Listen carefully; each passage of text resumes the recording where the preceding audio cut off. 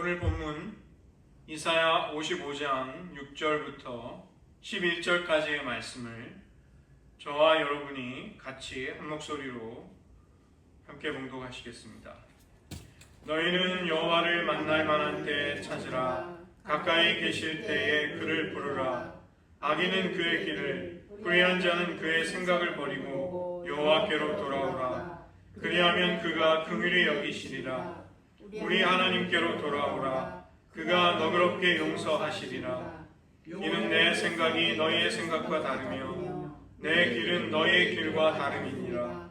여호와의 말씀이니라. 이는 하늘이 땅보다 높음같이 내 길은 너희의 길보다 높으며 내 생각은 너희의 생각보다 높음이니라. 이는 비와 눈이 하늘로부터 내려서 그 위로 되돌아가지 아니하고 땅을 적셔서 소출이 나게 하며 싹이 나게 하여 파종하는 자에게는 종자를 주며 먹는 자에게는 양식을 준 것 같이 내 입에서 나가는 말도 이와 같이 헛되이 내게로 되돌아오지 아니하고 나의 기뻐하는 뜻을 이루며 내가 보낸 일에 형통함이니라. 아멘. 기도하시겠습니다. 하나님, 저희들 우리의 생각과 우리의 길과 다른 하나님의 생각과 하나님의 길을 분별하며 깨달을 수 있게 하시고 우리들 여러 가지 수많은 선택의 갈래길 앞에서 하나님을 사랑하는 자로서 그 모든 선택과 결단을 지혜롭게 해나갈 수 있는 하나님의 백성 삼아 주시옵소서. 모든 말씀 예수님의 이름으로 기도드립니다. 아멘. 오늘은 우리가 하나님의 뜻을 어떻게 분별하고 따라가는가에 관한 내용을 조금 더 다루도록 하겠습니다.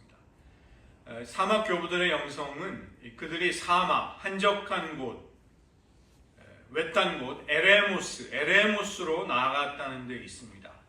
세상에 매몰되었던 우리의 마음의 눈을 하나님께로 돌리는 그런 광야와 같은 시간과 장소가 우리들에게도 참 중요하다는 것을 우리는 그들의 영성으로부터 배우게 되는 것이죠.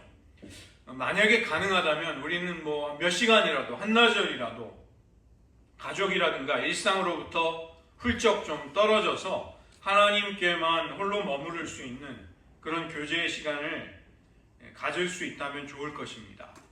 그러나 우리는 그렇다고 해서 우리가 수도원으로 들어갈 수는 없는 것이죠.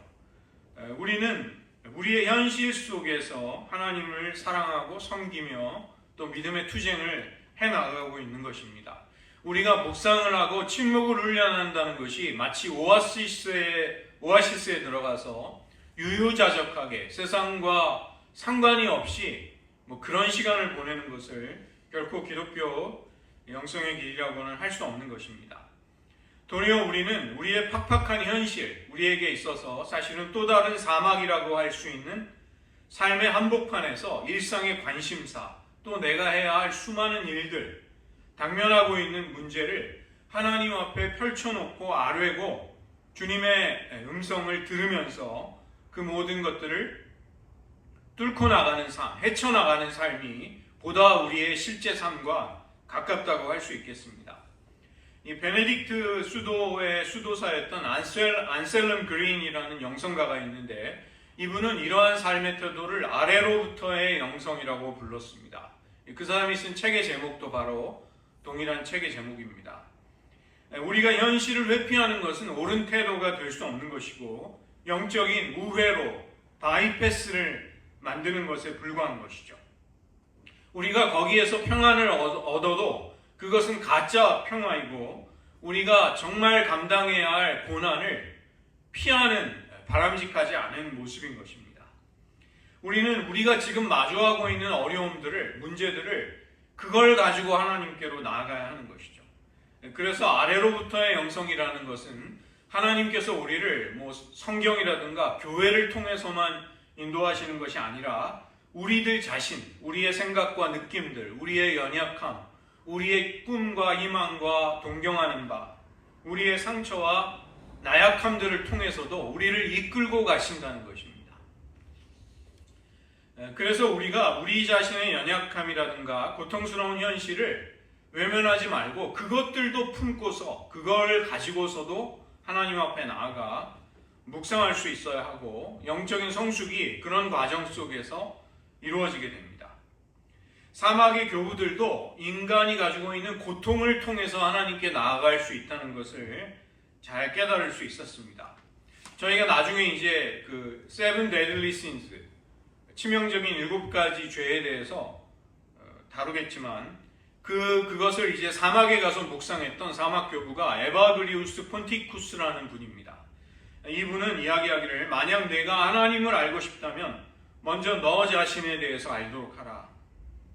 그래서 이 아래로부터의 영성이라는 것과 일맥상통하는 것이죠. 우리의 구체적인 삶의 자리, 우리의 정신과 우리의 처지, 우리의 연약함, 이 모든 것들을 하나님의 시각으로 바라보고 알아가는 것을, 그런 영적인 여정 속에 우리는 추구하는 것입니다. 때로는 우리의 삶에 엄청난 위기와 긴장감을 불러오는 문제들이 있습니다. 그런가 하면 또 소소하지만 우리를 정말 고통스럽게 하고 귀찮게 하는 어려움도 있는 것이죠. 예전에 어느 수도사에게 당신의 가장 큰 고통이 무엇입니까? 이렇게 물어보니까 그는 대답하기를 길을 걸을 때마다 제 신발에, 제 샌들에 들어오는 돌멩이들입니다.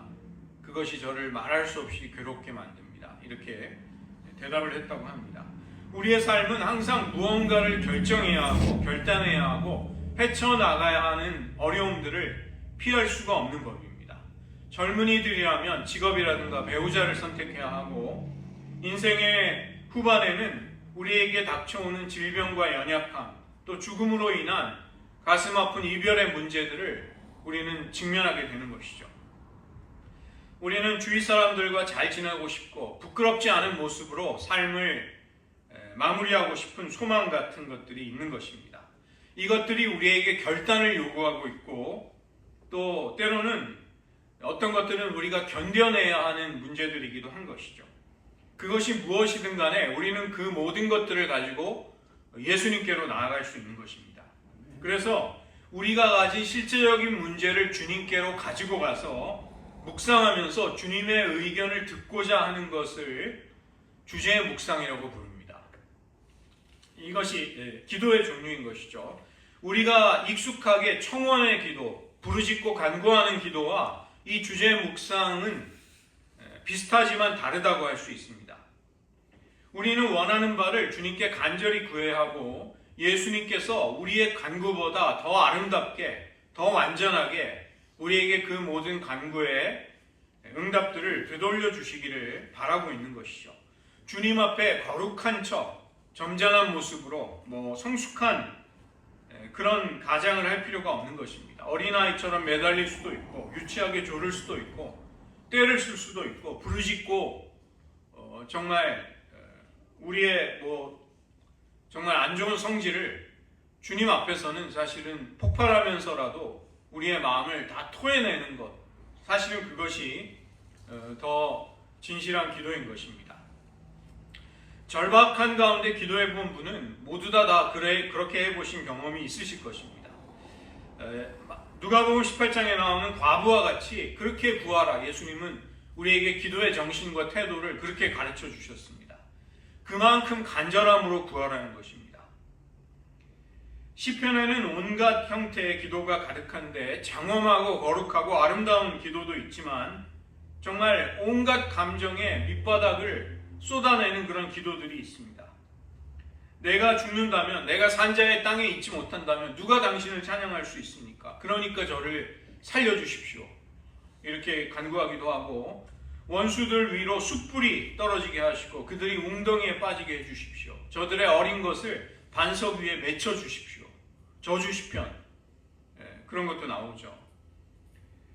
당신의 인자하심이 어디에 있습니까? 하나님 왜 저를 피하여 숨으십니까? 왜 저의 간구에 어느 때까지 대답하지 않으십니까? 주님은 우리가 이처럼 적나라하고 솔직한 심정을 토로하고 상한 심령 그대로를 주님 앞에 여는 것을 기뻐하시고 그것을 받으시는 것이죠. 그래서 표현이 중요하다기보다는 있는 그대로를 주님 앞에 아뢰 수 있는 어린아이와 같은 솔직함, 이것이 우리에게 요구되는 것입니다. 이 주제 묵상을 할 때도 우리들의 심령이 가장 정직하고 진솔할 필요가 있는 것이죠. 그러나 부르짖는 기도와 좀 다른 점이 있다면 그 다음에 우리의 마음가짐일 것입니다. 우리가 그토록 부르짖었는데 하나님은 침묵하시고 아무런 일도 이루어지지 않을 때 우리는 왜 그런가를 절박하게 찾게 되는 것입니다. 그러나 주님은 우리에게 중언부언을 하지 말라 기도할 때 하늘에 계신 아버지께서 너희에게 무엇이 필요한지를 아신다. 하물며 하늘에 계신 아버지께서 악한 너희가 자식에게 좋은 것을 줄 줄 아는데 하물며 하늘에 계신 아버지께서 가장 좋은 것 성령을 주시지 않겠느냐. 하나님은 우리의 기도를 그처럼 들으신다고 예수님은 가르치신 것입니다. 오늘 이사야 선지자의 말씀을 보면 이 이스라엘 백성들의 삶의 현실은 도저히 이런 말씀들을 감당하기가 참 어려운 지경에 있는 것이죠. 그들의 모든 소망이 민족이 망하고 나라가 파멸해서 성전이 불타버리고 바벨론의 포로로 끌려가 있는 상황에서 들려오는 말씀이었던 것입니다. 하나님이 희망에 가득 찬 말씀을 주셔도 이들의 심정은 그 약속을 품는다는 것이 굉장히 어려운 것이죠.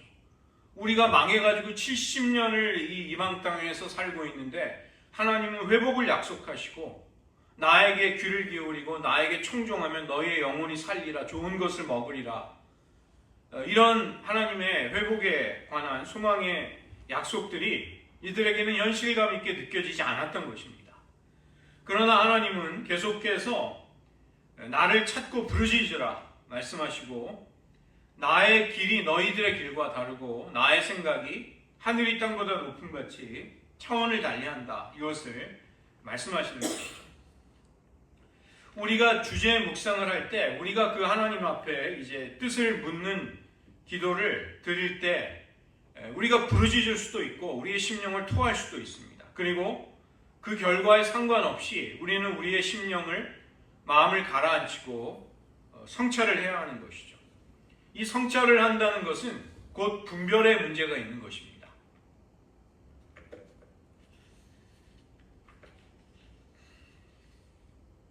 하나님이 침묵하시고 때로는 부재하신 것처럼 느껴질 때 하나님이 우리의 기도를 마치 외면하시는 것 같을 때 우리는 심각한 고민을 하는 것이죠. 내가 그토록 원하고 바라던 길이 주님의 생각과 달랐던 것인가? 어떻게? 왜 그런 것인가? 만약에 반대로 우리의 간절한 소원이 이루어졌다면 우리는 감사하면서도 또 고민이 시작이 됩니다. 기쁨과 성취의 순간은 잠깐이지만 어려움이 닥칠 수 있습니다. 원수가 우리를 또 공격을 할 수도 있는 것이죠. 그러나 기쁨과 성취의 순간보다도 우리는 좌절과 고통의 때에 성숙의 기회가 찾아오게 됩니다. 우리는 많은 것들을 성찰하면서 분별하게 되는 것이죠. 세상의 의사결정과는 다른 것입니다. 의사결정은 유익을 위한 합리적인 결정이기 때문에 결과가 중요하지만 우리가 주제 묵상을 하는 것, 우리의 삶의 모든 문제를 하나님의 뜻 가운데 깨닫고자 묵상 가운데, 기도 가운데 가지고 나아가는 것은 단지 문제 해결만을 바라는 정도가 아니라는 것입니다. 그것을 바라보는 우리의 시각이 주님의 것으로 바뀌기를 원하고 주님으로부터 엎드려 하나님의 음성에 민감해지는 과정인 것이죠. 하나님의 생각과 하나님의 마음을, 하나님의 길들을 우리가 더 헤아려 조금이라도 더 깨달아 간다는 것, 우리는 그것을 기뻐할 수 있는 것입니다. 그런 의미에서 볼 때 우리의 삶 전체가 묵상 기도의 과정이라고도 할 수 있는 것입니다. 우리는 내가 원하는 대로 해결되기를 바라는 마음을 이제는 조금 더 내려놓고 그 문제를 주님의 마음과 시각으로 바라보기를 추구하면서 그 문제에 대한 주님의 마음을 공감하는 법을, 분별하는 법을 배워야 하는 것이죠. 그런 과정들이 주님과 우리의 관계를 친밀하게 만들고 우리는 그런 주님을 더 사랑할 수 있게 되는 것입니다. 그래서 우리 인간의 자아가 옳고 그름을 판단하는 것보다 하나님의 판단이 우리들에게 복이 됨을 긍정하고 하나님이 성령, 하나님의 영이 우리를 이끌어 가시는 방향이 무엇인가에 민감해지는 것, 그것을 분별하게 되는 것을 영적인 분별이라고 하는 것이죠. 이 기독교 교회 공동체는 역사적으로 이런 분별을 오랫동안 해왔고 이것을 체계화시키고 그것을 축적해 왔던 것입니다. 우리는 날마다 크고 작은 선택을 하죠. 그리고 선택에 따라 우리들만이 아니라 우리 주변의 많은 사람에게 큰 영향을 주게 됩니다. 그래서 하나님의 기뻐하시는 바에 우리는 예민할 수 있어야 하는 것이죠.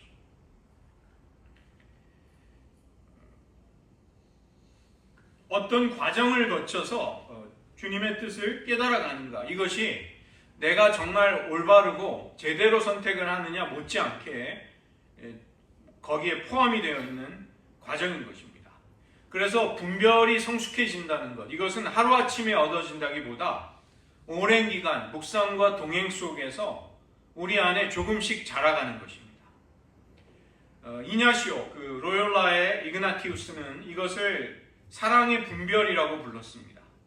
하나님의 뜻을 구하는 것이 그 동기가 하나님을 향한 사랑이기 때문에 이 영적인 훈련이 우리의 거룩한 습관이 될 때 이것을 사랑의 분별, discreta caritas, 사랑의 분별이라고 이렇게 이름을 붙인 것이죠. 우리가 분별한다는 것은 단지 판단의 문제가 아니라 하나님을 사랑하고자 하는 행위가 되는 것입니다. 하나님을 전적으로 믿고 하나님과 연합하기 위해서 하나님의 뜻을, 그분의 마음을 깨달아 알고 싶어지는 것이죠. 로마서 8장 14절은 무릇 하나님의 영으로 인도함을 받는 그들은 곧 하나님의 아들이라, 하나님의 자녀됨의 중요한 특징을 이야기하고, 에베소서 5장도 너희가 전에는 어두움이더니 이제는 주 안에서 빛이라, 빛의 자녀들처럼 행하라, 주를 기쁘시게 할 것이 무엇인지 시험하여 보라, 그러므로 어리석은 자가 되지 말고 오직 주의 뜻이 무엇인지 이해하라. 이 주님의 뜻을 이해하는 문제는 우리의 정체성의 변화를 전제로 하는 것입니다. 어두움이 아니라 이제 주 안에서 빛으로 부름받아서 주님을 기쁘시게 할 것이 무엇인지를 부단히 시험해보고 깨닫고자 하는 것이죠. 그래서 삶의 고비에서 내리는 어려운 결정만이 아니라 우리가 살아가면서 겪게 되는 크고 작은 일들, 나의 영적인 체험들, 이런 것들도 분별하는 것입니다. 그리스도인들은 우리가 이런 과정 속에서 하나님의 성령님과 동행하고 연합하는 것을 기뻐하게 되는 것이죠. 그런데 문제는 우리에게 어려움이 있다는 것입니다. 먼저는 하나님의 표지가, 하나님이 우리에게 보여주시는 사인들이 명확하지 않을 때, 분명하지 않을 때, 이것이 첫 번째 어려움이고, 두 번째 어려움은 악한 영들의 미혹과 유혹이 있는 것입니다. 방해가 있는 것이죠. 그 다음에 세 번째는 우리의 자아중심적인 욕망이 이 선명한 영적인 시각을 방해하는 것입니다. 욕심으로 인해 우리의 시각과 판단은 왜곡이 되고 구부러지고 잘못되기가 쉬운 것이죠.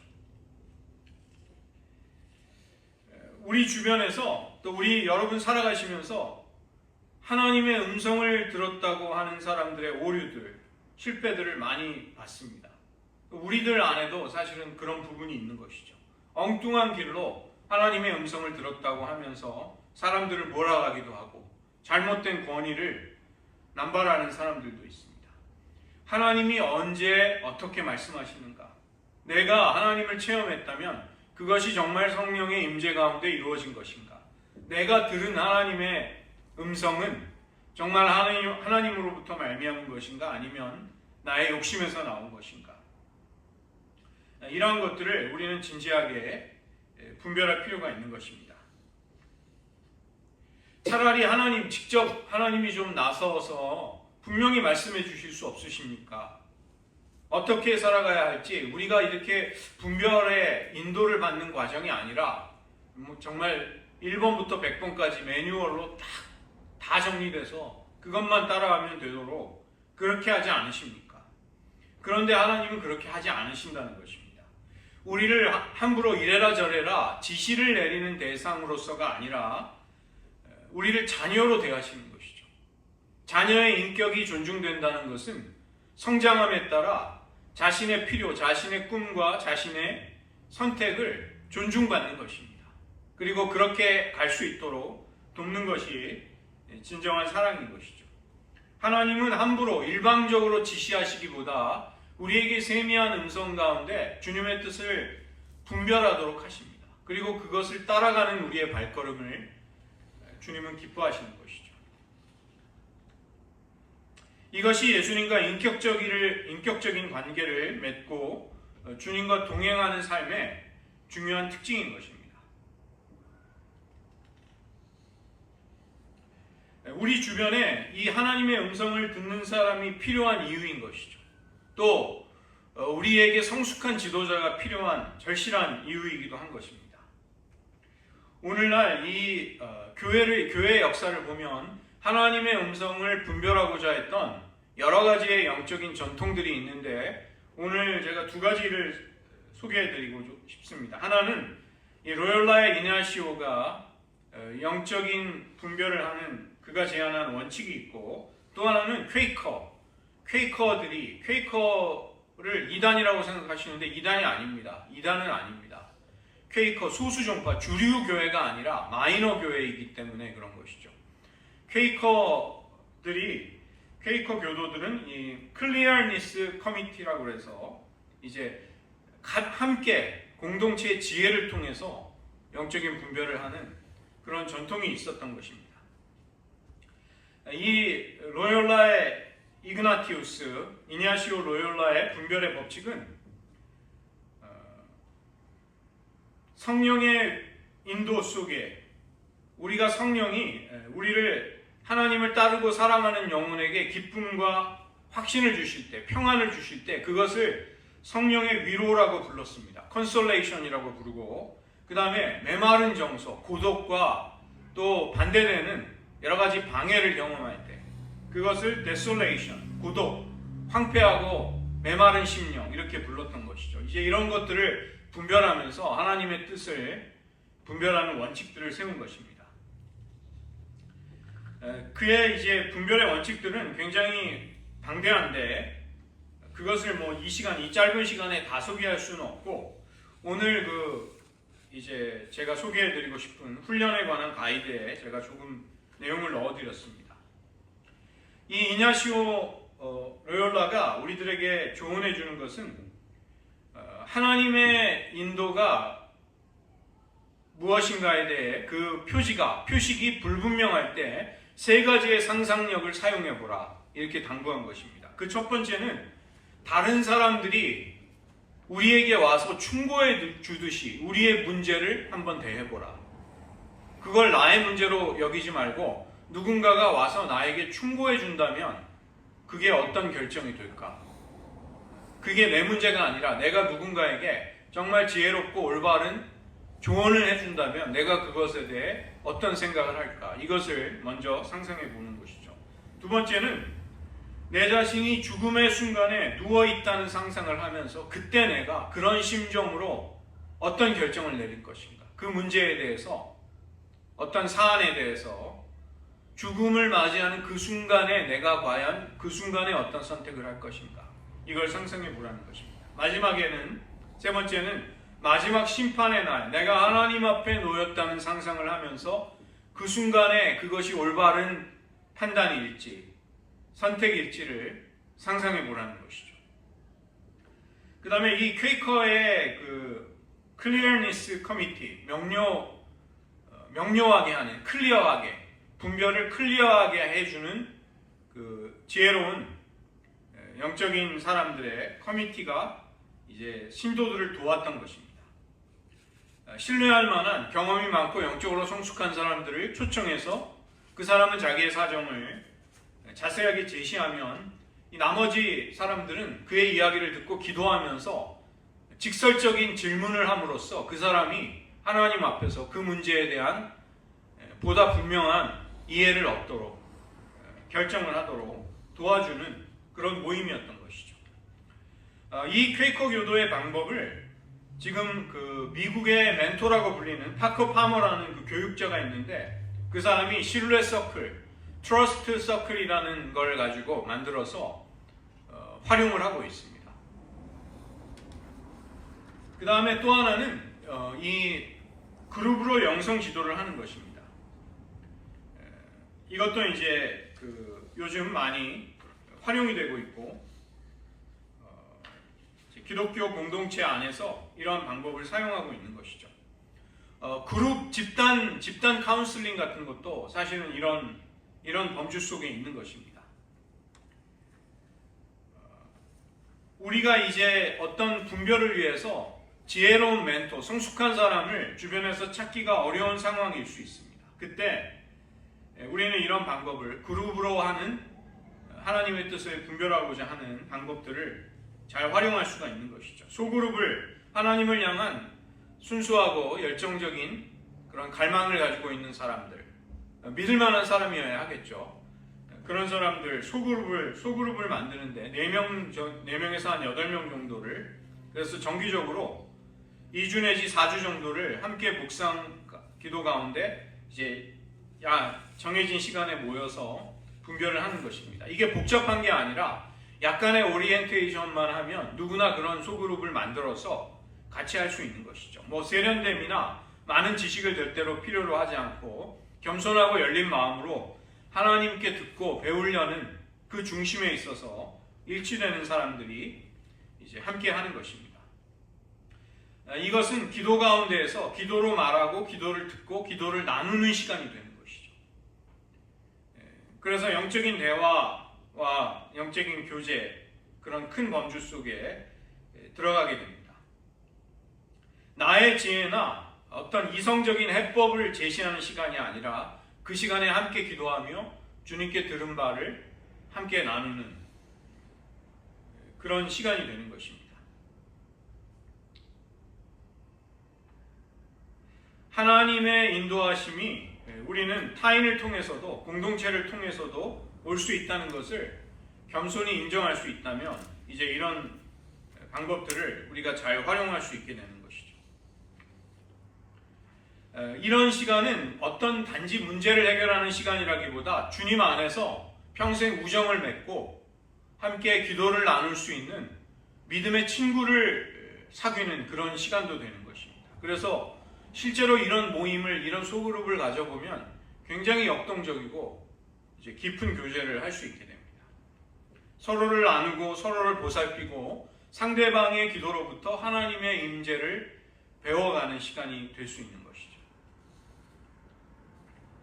마지막으로 분별의 과정 속에서 우리는 3가지의 단계가 있습니다. 먼저는 합리적인 판단을 내리고자 하는 정보를 우리가 잘 확인하고, 두 번째는 성령의 이끄심에 민감하고자 하고, 세 번째는 내가 내린 결정에 대한 평가를 또 한번 받아보는 거죠.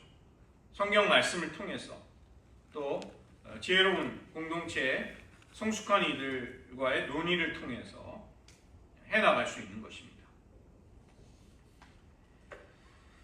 이런 3가지가 일치가 된다면 우리는 하나님의 뜻을 분별하는데 보다 쉽게, 용이하게 분별이 이루어집니다. 그러나 이러한 것들이 이제 어긋나거나 일치되지 않을 때, 그때에는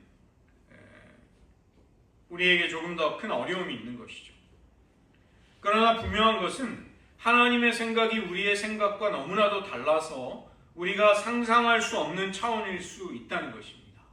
우리는 그 때문에 그분의 신비 앞에 겸손히 무릎을 꿇고 침묵 가운데 하나님의 지혜와 인도를 구하는 것이죠. 그런 순종의 자세로 하나님이 우리를 두신 자리에서 그 순간을 버티는 것, 이게 굉장히 의미가 있습니다. 버틴다는 것은 그냥 소극적인 것이 아니라 하나님을 신뢰하면서 그 자리를 지키는 것입니다. 우리는 주어진 환경에 관한 모든 것을 알 수가 없고, 하나님의 진리는 우리의 명백한 현실 그 너머를 초월할 수도 있는 것이죠. 이스라엘 백성들의 처지가 바로 그러했습니다. 그들의 초라하기 이를 데 없는 포로로 살아가는 바벨론 포로의 현실, 그러나 하나님의 생각과 길은 그들의 생각을 훨씬 초월해 있었던 것이죠. 우리가 결정을 내릴 때 우리는 하나님이 때로 단순한 믿음으로 결정을 하도록 부르실 때가 있는 것입니다. 우리는 하나님께 하나님이 우리의 마음에 부어주시는 사랑과 확신으로 동행해 주시고 우리를 인도해 달라고 구하는 것이죠. 그리고 가능하다면 우리는 신뢰할 만한 사람들과 우리의 결정과 판단을 나누어 보는 것이 좋습니다. 우리가 주님 앞에 분별하고자 하는 그 기도의 자리, 이것은 단순히 하나님의 인도, 올바른 해답을 구하는 자리라기보다 하나님을 사랑하는 가운데 우리 자신을 더욱더 깨달아가는 자리가 되고 이것이 공동체 안에서는 또 더 아름답게 이루어질 수 있는 것이죠. 저희 나누어드린 그 별도의 한번 유인물을 한번 보시기 바랍니다. 여러분이 그 분별의 과정을 어떻게 훈련할 것인가에 대한 약간의 가이드를 드리려고 합니다. 거기 두 번째 단락을 보시면 분별이란 성령의 임재에 귀를 기울이고 그 인도에 응답해 나가는 훈련이다. 그런 것이죠. 그래서 나를 내려놓고 가능하면 하나님의 인도를 따르는 법을 배워야 하는 것입니다. 그래서 조용한 곳에서 마음을 가라앉히고 내가 특별히 하나님께 가지고 나아가는 그 주제, 내가 특별히 인도를 필요로 하는 그 문제에 하나님의 빛과 임재가 임하기를 구하는 것이죠. 거기 간단한 기도문을 통해서 이제 기도를 드리시고 넘어가셔서 그 다음에 살펴보고 그 문제들을 상황을 객관적으로 살펴보고 주님 앞에 가지고 나아가 한번 머무르시면서 주님이 나에게 무엇을 떠올리시는가, 나를 어떻게 인도하시는가를 한번 기다려보는 시간을 가지시기 바랍니다. 그 다음에 그 기도를 성찰하는 것이죠. 여기 5번의 A 보시면 그 기도를 성찰해 볼 때 기쁨과 평안이 온다면 이제 하나님의 인도를 우리는 어느 정도 확신할 수 있게 됩니다. 그 다른 하나님의 분별의 기준들이 또 우리를 도와줄 수 있는 것이죠. 특별히 그 이그나티우스 로욜라가 컨솔레이션, 하나님이 주시는 위안이라고 불리는 그런 것들이 왔을 때 어떤 성격인가 그것을 좀 살펴보시고 나중에 묵상을 해봐도 역시 마찬가지인가 이걸 분별해 보시면 됩니다. 그 다음에 3페이지로 가셔서 그 데솔레이션이라는 그 부정적인 쓰라린 감정이 찾아온다면 어디에서부터 그러한 것들이 오는가 하나님께 우리의 연약함을 돌보아 주시기를 구하고 또 다른 이들의 지혜도 우리가 도움을 받는 것이 좋겠습니다. 그 다음에 아까 이야기했던 이냐시오가 추론을 할 때 우리가 세 가지 상상을 해보라는 이 상상을 적용해 보는 것입니다. 타인이 나의 문제에 대해서 이 상황을 조언한다면, 적용하려 한다면, 결정하거나 판단하려고 한다면 뭐라고 할까? 이거를 내 문제지만 내 문제가 아닌 것처럼 한번 생각해 보시고, 두 번째는 내가 죽음의 순간에, 내 생애가 끝나는 순간에 과연 이런 결정을 지금처럼 내릴 수 있을까? 아닐까? 이런 것을 분별해 보시고, 마지막에는 마지막 심판날 하나님 앞에서도 나의 이 결정과 결단이 그때도 하나님 보시기에도 그 심판의 자리를 통과할 만한 것이다. 이런 확신이 있는가 없는가. 이러한 것들을 가늠해 보시라는 것입니다. 그래서 D번에 보시면 마음의 평안을 잃지 않도록 주님께 간구하고 분별의 과정을 마치는 것이죠.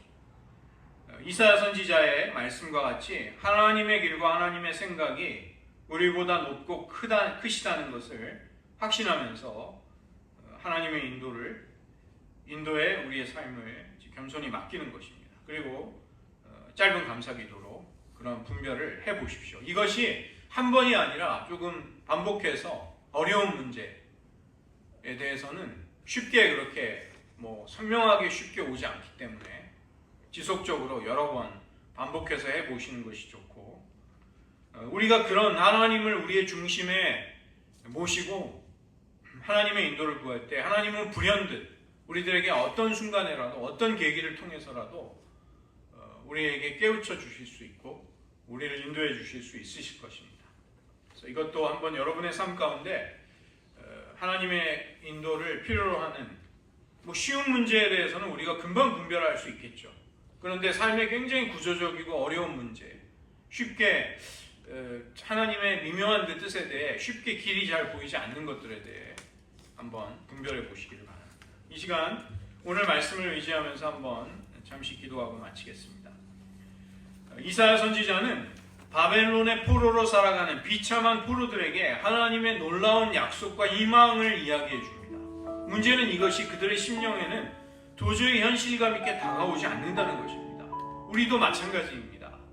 우리의 연약한 인생의 현실들, 우리의 고통스러운 약점들, 우리의 해결되지 않는 눈앞의 현실들, 그러나 하나님은 희망을 말씀하실 때 우리는 그것이 너무나도 생경하고 거리가 멀게 느껴지는 것이죠. 그러나 하나님은 내 생각이 너희의 생각과 다르고 내 길이 너희의 길과 다름은 하늘이 땅보다 높음 같이 내 길과 내 생각이 너희들의 것보다 크고 높다, 광대하다, 초월적이라고 말씀하고 계십니다. 우리는 하나님의 뜻을 분별해야 될 어려운 문제들을 안고 지금 살아가고 있습니다. 그러한 문제들을 정성을 가지고 겸손히 하나님께 분별의 자리에 나아가 기도해 보는 것, 하나님은 그것을 기뻐하실 것입니다. 이 시간 여러분 잠시 여러분의 어려운 문제를 한번 떠올려 보시면서 하나님의 분별이 필요합니다. 하나님의 지도와 인도하심이 필요합니다. 제 지혜 또 세상의 조언을 의지하는 대신에 성령이 또 하나님의 말씀이 하나님의 계시가 우리에게 밝혀주시는 그 길을 따라가기 원합니다. 그런 분별의 지혜 주시고 그것이 무엇을 해답을 얻기 위한 과정을 넘어서서 하나님과의 사랑의 교제가 되게 해 주시옵소서. 이 시간 잠시 기도하겠습니다.